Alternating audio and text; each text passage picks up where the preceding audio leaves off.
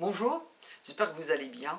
Je m'appelle Florence Bandera et aujourd'hui je vais vous parler d'une passion qui m'anime depuis très longtemps, c'est le yoga. Et les éditions Macro sont spécialisées dans les livres de yoga. Yoga pour tous, le yoga à tout âge, un guide pratique illustré. Eh bien, j'ai découvert une façon d'aborder le yoga à tous les niveaux. Alors il s'adresse aussi bien aux pratiquants qu'aux enseignants. Il se veut un manuel de libération. Qu'est-ce que c'est que la libération? Eh bien, vraiment la libération dans tous les sens du terme. Se libérer de la peur de vivre et de mourir, se libérer de la douleur et des troubles émotionnels, et aussi se détacher du stress quotidien et des difficultés de la vie.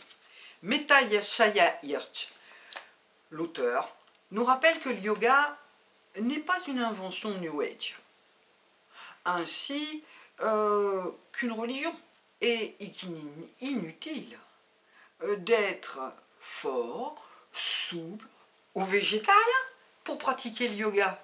Et pour se lancer dans l'aventure, il suffit d'avoir un très bon enseignant et des bons conseils dans un livre, comme celui-ci d'ailleurs. Alors, avant le tapis, évidemment, le livre nous évoque la philosophie du yoga, ses textes fondateurs, des incontournables évidemment. Et on n'a qu'une hâte, c'est de voir ce qu'il nous propose sur le tapis.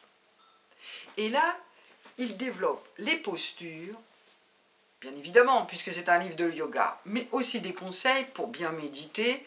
Et un incontournable du yoga, c'est la maîtrise du souffle. Plusieurs pages sont consacrées à la pratique, mais au quotidien. Quand je prends le volant, quand je cuisine, mais aussi quand je suis derrière mon bureau. Et ça, c'est un peu étonnant. Ce que j'ai particulièrement aimé dans ce livre sur le yoga pour tous et le yoga à tout âge, c'est qu'il tient ses promesses. Les photos illustrent, pour une même posture, 3 positions qui correspondent à différents niveaux physiques, donc, et souvent qui suivent l'âge.